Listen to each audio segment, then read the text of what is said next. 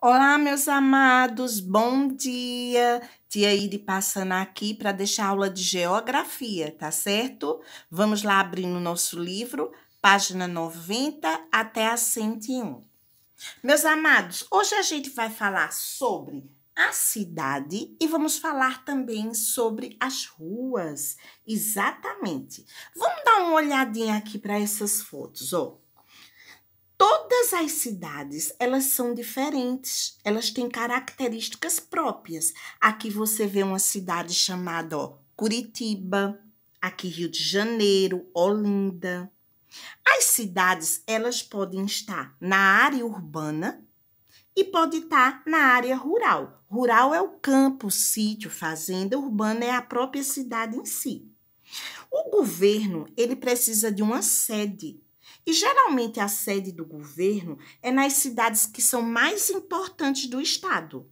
Por exemplo, aqui, Recife, não é verdade? Que é a capital de Pernambuco, né? Capital Pernambuco e o estado Pernambuco. Então, aqui você está vendo o Palácio do Campo das Princesas, que é uma sede do governo do estado de Pernambuco, tá? Então, ao virarmos a folha, nós vamos ver aqui que as cidades, elas se diferenciam dos bairros e das vilas, né? Por quê, tia? Porque as áreas urbanizadas, elas têm critérios que vão variando de acordo com a população. Existem cidades, meus amados, que têm uma quantidade enorme de habitantes. Então, essas cidades são chamadas de metrópoles, que são as cidades mais importantes, porque tem uma densidade demográfica elevada, muitas pessoas, e geralmente exerce grande influência nas outras cidades do interior. Então, a cidade, por exemplo, de São Paulo, ela é considerada uma metrópole, porque é uma das mais populosas do mundo, tá? Tem aproximadamente 11 milhões de habitantes. Então, as cidades, elas são administradas pelos prefeitos, também pela Câmara de Vereadores, tá? Os quais são responsáveis por tudo, pelo transporte público, pela saúde, pelo esgoto, pelo lazer, pela educação. Isso é que faz parte do governo. Então, ainda falando sobre a cidade, a gente percebe que nas cidades existem vários tipos de construção.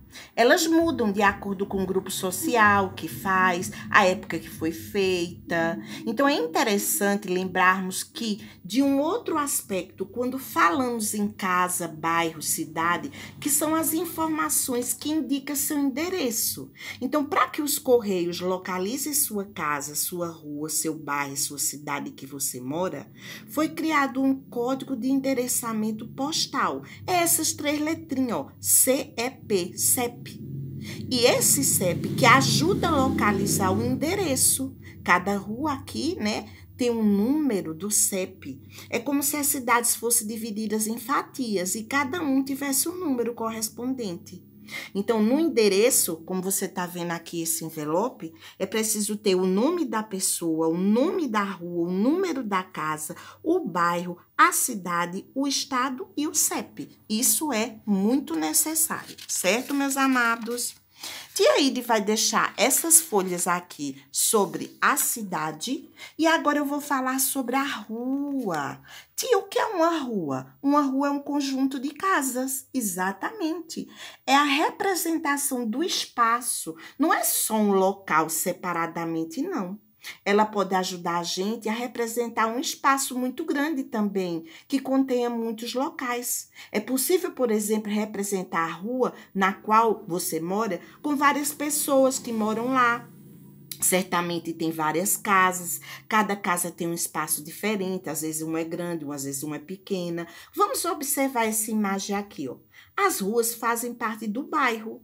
Algumas ruas são tranquilas, possuem muitas árvores, já outras ruas não são asfaltadas, né? Não estão em boas condições. Outras ruas são bem agitadas, com muita gente passando e veículos. Então, as ruas, de uma forma geral, elas são diferentes. E aí, a paisagem de um local, ela pode ser vista de 2 maneiras. Vamos entender, ó. Existe aquela visão que é chamada de oblíqua.